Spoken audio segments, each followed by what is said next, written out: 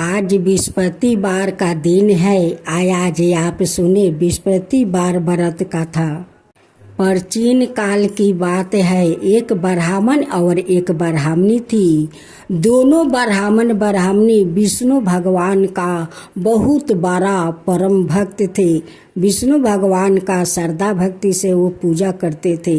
दोनों को मन इतना साफा था कि वो कभी झूठ नहीं बोलते थे। जो बोलते वो सच ब्राह्मण बोलते थे। एक दिन विष्णु भगवान माँ लक्ष्मी से कहते हैं कि प्रिय लक्ष्मी, तुम तो हमेशा मेरे पैर दबाती रहती हो। इस बरहा से कभी तुम बाहर नहीं जाती हो। चलो आज हम दोनों आज भ्रमण करके आते हैं। माँ लक्ष्मी कहती है कि ठीक है प्रभुनाथ, आपका जैसी मर्जी जैसी इच्छा, मैं तो तैयार हूँ। विष्णु भगवान और माँ लक्ष्मी दोनों भ्रमण पर निकल पड़े। जाते जाते देखते हैं कि एक फूल का बगीचा है, उसमें रंग बिरंग का फूल है। लक्ष्मी कहती है कि प्रभुनाथ, ये कौन ऐसा आदमी इतना सुंदर फूल का बगीचा लगाया है। इतना सुंदर सुंदर रंग बिरंग के फूल है, उनकी हृदय कितना बड़ा होगा। विष्णु भगवान कहते हैं कि ये सुकु ब्राह्मण का फुलवारी है, वही तो ये फूल को सजाया है। माँ लक्ष्मी कहती है कि प्रभु, उनकी हृदय कितना पुलिसकार होगा, कितना सच्चा होगा, कितना उनकी हृदय महान होगा कि आज इतना सुंदर फूल का बगीचा सजाया है। जब वहाँ से दोनों आगे बढ़े तो दोनों ब्राह्मण ब्राह्मणी, उस दिन बृहस्पतिवार का दिन था और दोनों अपना द्वार पर बैठे हुए थे। तब इन विष्णु भगवान को नज़र पड़ जाते हैं। कहते हैं कि देखो लक्ष्मी, वो जो ब्राह्मण ब्राह्मणी बैठे हैं उन्हीं ये बगीचा को सजाया है। तब माँ लक्ष्मी कहती है कि प्रभु चलिए उनसे हम लोग परीक्षा लेते हैं। विष्णु भगवान कहते हैं कि ठीक है लक्ष्मी, चलो ले लो परीक्षा। दोनों अपना बूढ़ा बूढ़ी का रूप धारण करते हैं। ऐसा रूप धारण करते हैं कि विष्णु भगवान का सारा शरीर का चमड़ा झूला हुआ है, माँ लक्ष्मी का शरीर का सारा चमड़ा झूला हुआ है। जैसे कुछ दूर रास्ते चले वैसे ही नारद जी भेटा जाते हैं, लेकिन नारद जी तो भगवान को नहीं पहचान पाए। विष्णु भगवान कहते हैं कि भाई, सुकु ब्राह्मण का घर कहाँ है। तो अब नारद जी कहते हैं कि सुकु ब्राह्मण का वो जो घर दिखता है वही सुकु ब्राह्मण का घर है। विष्णु भगवान और माँ लक्ष्मी दोनों सुकु ब्राह्मण का दरवाजे पर पहुंच जाते हैं। उस समय ब्राह्मणी वो भोजन परोस रही थी। वैसे ही विष्णु भगवान कहते हैं कि कोई घर में है, इस भूखिया को भोजन कराओ। वैसे ही दोनों ब्राह्मण ब्राह्मणी बाहर निकल कर देखते हैं। कहते हैं ना कि जिसका मन साचा होता है वो भगवान को जरूर पहचान लेते हैं। जिसका मन में मैला होता है वो भगवान को द्वार पर गए हुए वो पहचान नहीं पाते हैं, उन्हें दूर दूरा देते हैं। और जिसका मन साफा है, जिसका मन भगवान पर हमेशा लगा रहता है, वो भगवान को जरूर पहचान लेते हैं। तो वैसे ही हुआ सुकु ब्राह्मण को। सुकु ब्राह्मण और उनकी पत्नी दोनों विष्णु भगवान और माँ लक्ष्मी को पहचान लिया। ब्राह्मण ब्राह्मणी दोनों को अंदर लेकर गए। दो कुर्सी लगाया, दोनों पर आसन बिछाया। आसन बिछाकर उन पर वो दोनों को बैठाया। दोनों पति पत्नी वो दोनों को पैर पखारा। विष्णु भगवान और माँ लक्ष्मी को पैर पखारा हुआ जल वो दोनों ब्राह्मण ब्राह्मणी ग्रहण कर लेते हैं। विष्णु भगवान कहते हैं कि आहा, आप दोनों मेरे चरण को जल को ग्रहण क्यों किया।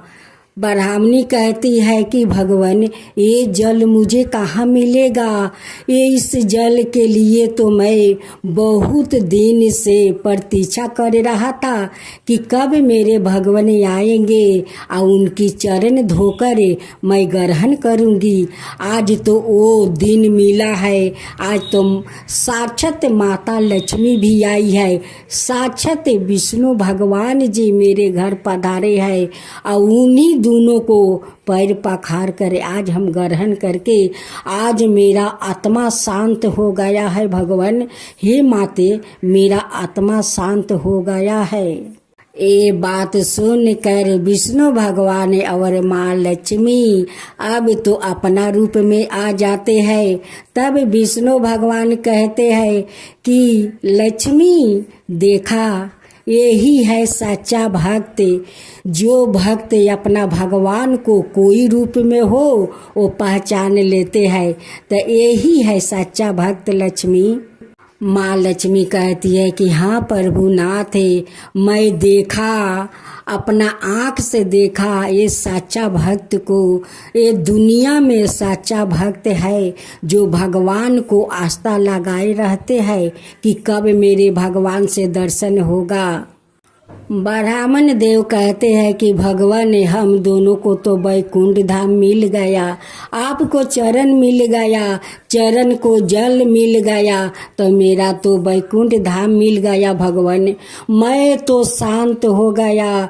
मेरा भाग्य कितना अच्छा है कि भगवान और माता लक्ष्मी से दर्शन हुआ।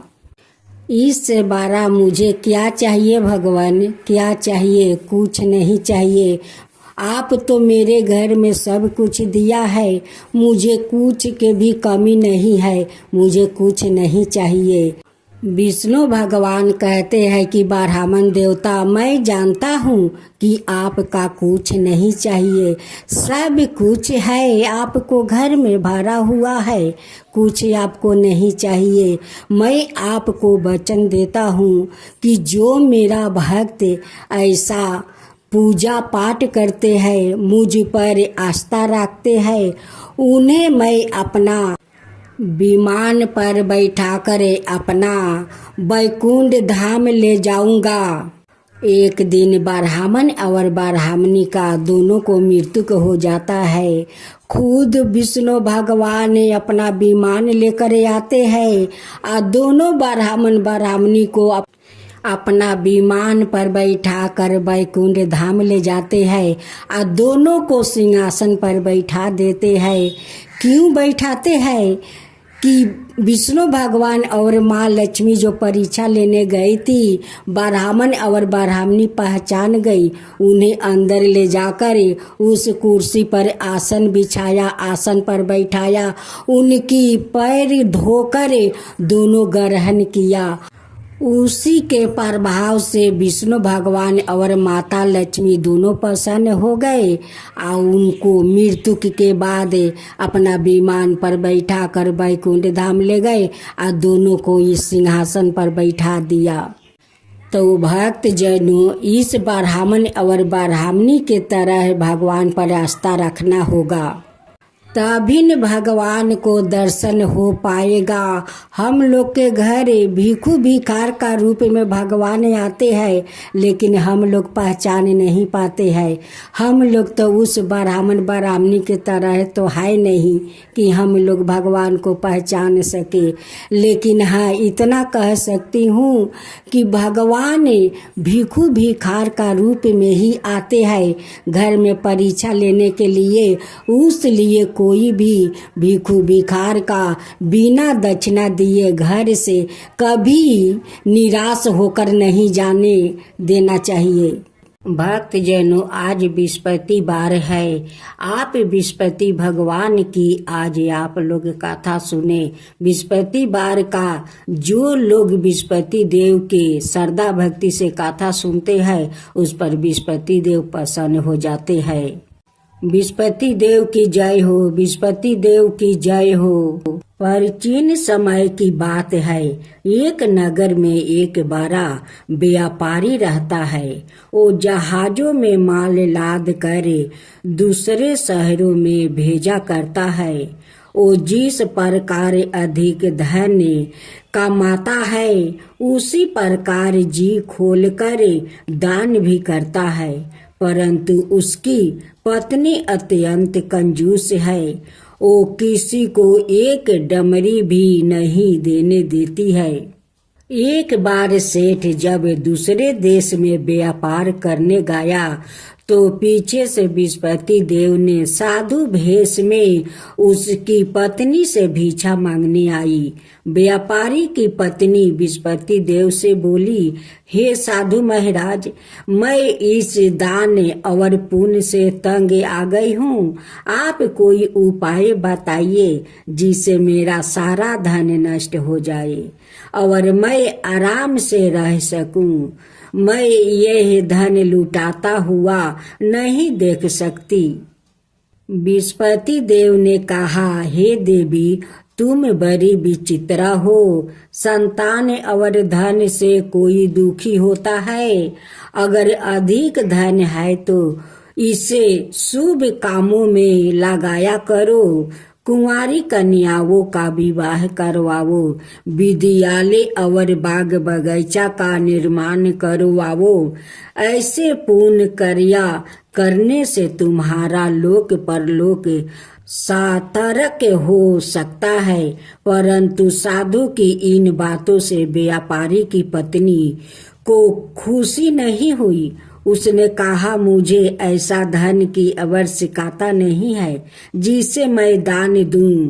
तब विस्पति देव बोले, यदि तुम्हारी ऐसी इच्छा है तो तुम एक उपाय करना। 7 बृहस्पतिवार घर को गोबर से लिपना, अपने केश को पीली मिट्टी से धोना, केशों को धोते समय स्नान करना, व्यापारी से हजामत बनाने को कहना, भोजन में मांस मदिरा खाना, कपड़े अपने घर धोना। ऐसे करने से तुम्हारा सारा धन नष्ट हो जाएगा। इतना कहकर बृहस्पति देव अंतर्ध्यान हो गए। व्यापारी की पत्नी ने बृहस्पति देव के कहे अनुसार 7 बृहस्पतिवार वैसा ही करने का निश्चय किया।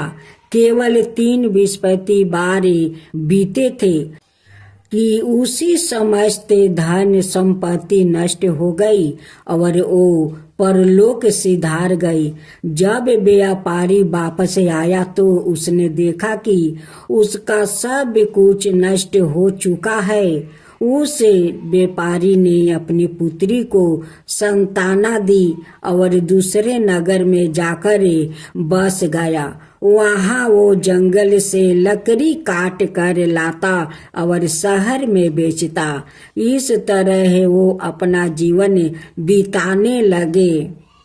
एक दिन उसकी पुत्री ने दही खाने की इच्छा प्रकट की, लेकिन व्यापारी के पास दही खरीदने के पैसा नहीं थे। वो अपनी पुत्री को आश्वासन देकर जंगल में लकड़ी काटने चला गया। वहाँ एक वृक्ष के नीचे बैठे अपनी पूर्व दशा पर विचार कर रोने लगा। उस समय बृहस्पतिवार था। तभी वहाँ बृहस्पति देव साधु के रूप में सेठ के पास आए और बोले, हे मनुष्य, तू इस जंगल में किस चिंता में बैठा है? तब व्यापारी बोला, हे महाराज, आप सब कुछ जानते हैं। इतना कहकर व्यापारी अपनी कहानी सुनाकर रो पड़ा। बृहस्पति देव बोले, देखो बेटा, तुम्हारी पत्नी ने बृहस्पति देव का अपमान किया है, इसी कारण तुम्हारा यह हाल हुआ है। लेकिन अब तुम किसी प्रकार की चिंता मत करो। तुम गुरुवार के दिन बृहस्पति देव का पाठ करो। 2 पैसे के चने और गुड़ को लेकर जल के लोटे में शक्कर डालकर वो अमृत और प्रसाद अपने परिवार के सदस्यों और कथा सुनने वालों में बांट दो। सवाए भी प्रसाद और चरण मृत लो, भगवान तुम्हारा अवश्य कल्याण करेंगे। साधु की बात सुनकर व्यापारी बोला, महाराज मुझे तो इतना भी नहीं बचता है कि मैं अपनी पुत्री को दही लाकर दे सकूं। इस पर साधु जी बोले, तुम लकड़ियां शहर में बेचने जाना, तुम्हें लकड़ियों के दाम पहले से चौगुने मिलेंगे, जिससे तुम्हारे सारे कार्य सिद्ध हो जाएगा। उसने लकड़ियां काटी और शहर में बेचने के लिए चल पड़ा। उसकी लकड़ियां अच्छे दाम में बिक गई, जिसे उसने अपनी पुत्री के लिए दही लिया और गुरुवार की कथा हेतु चाना गुड़ लेकर कथा की और प्रसाद बांट कर सवाए भी खाया। उसी दिन से उसकी सभी कठिनाइयां दूर होने लगी, परंतु अगले बृहस्पतिवार को वो कथा करना भूल गया। अगले दिन वहां के राजा ने एक बड़े यज्ञ का आयोजन करे पूरे नगर के लोगों के लिए भोजन का आयोजन किया है। राजा की आज्ञा अनुसार पूरा नगर राजा के महल में भोजन करने गया, लेकिन व्यापारी वो उसकी पुत्री तनिक विलंब से पहुँचे। अंत उन्हों दोनों को राजा ने महल में ले जाकर भोजन करवाया।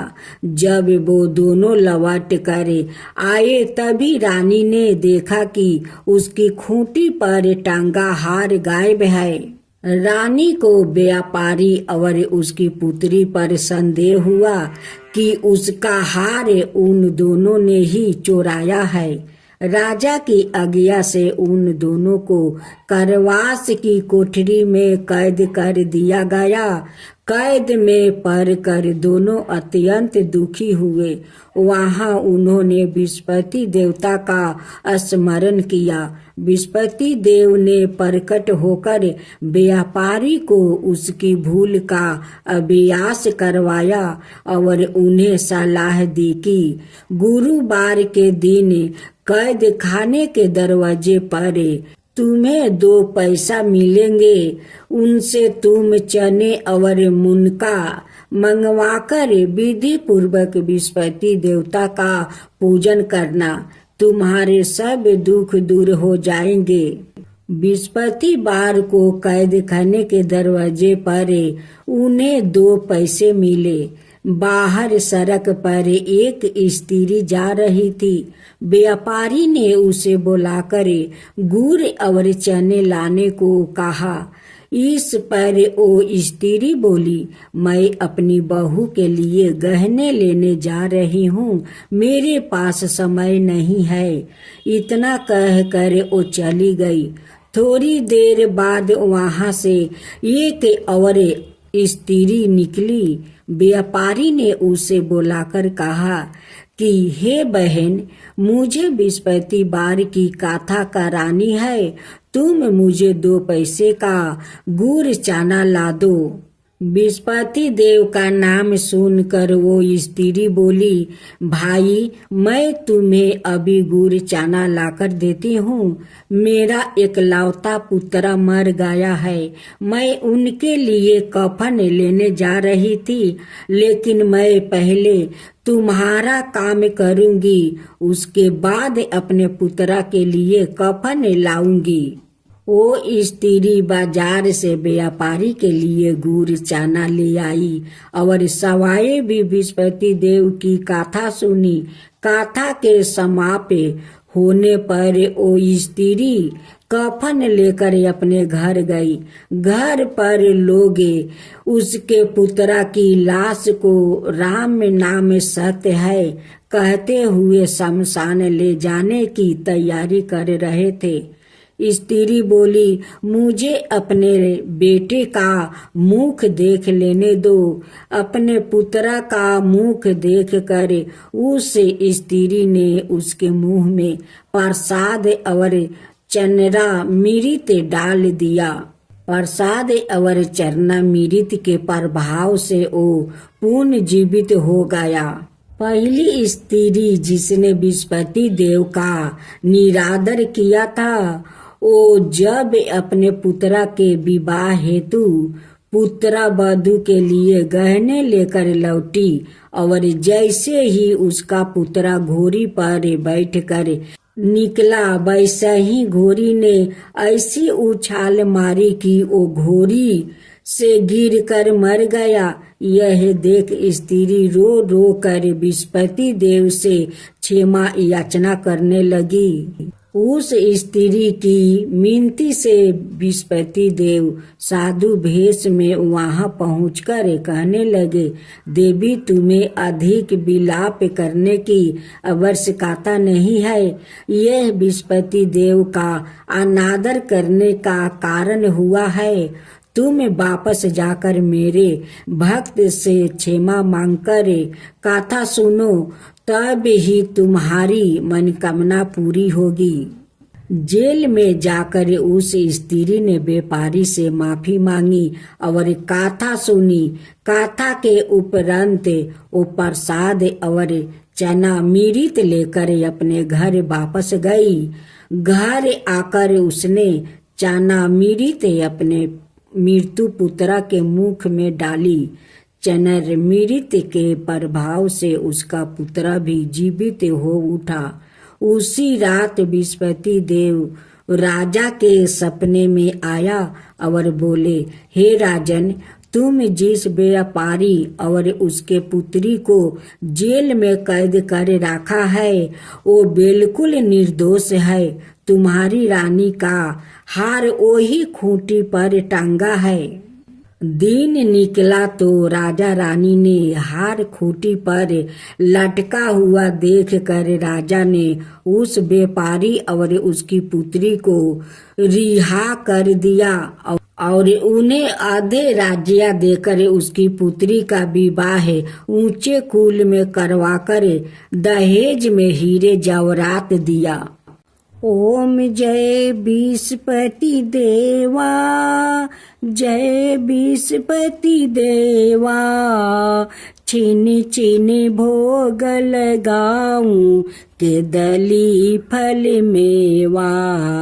ओम जय बृहस्पति देवा, जय बृहस्पति देवा। तुम पुराण परिमत माँ तुम अंतर्यामी, जगत पिता जगदीश्वर तुम ही सबके स्वामी। ओम जय बृहस्पति देवा, जय बृहस्पति देवा। चरणामृत निज निर्मल सबके पातक हरता, सकल मनोरथ दायक कृपा करो भक्तो। ओम जय बृहस्पति देवा, जय बृहस्पति देवा। तन मन धन अर्पण कर जो जन शरण पारे, प्रभु पर कट तब हो करे आकर दुआरे खारे। ओम जय बृहस्पति देवा, जय बृहस्पति देवा। दीन दयाल दया निधि भक्तन हितकारी, पाप दोष सब हरता भाव बंधन हारी। ओम जय बृहस्पति देवा, जय बृहस्पति देवा। सकल मनोरथ दायक सब संशय हरो, विषय विकार मिटाओ संतन सुखकारी। ओम जय बृहस्पति देवा, जय बृहस्पति देवा। जो कोई सोई आरती तेरी प्रेम सहित गावे। जेठाय नंदय नंदन कर सो निश्चय पावे। ओम जय विष्णुपति देवा, जय विष्णुपति देवा। सब मिलकर बोलो विष्णुपति भगवान की जय, विष्णुपति देव की जय।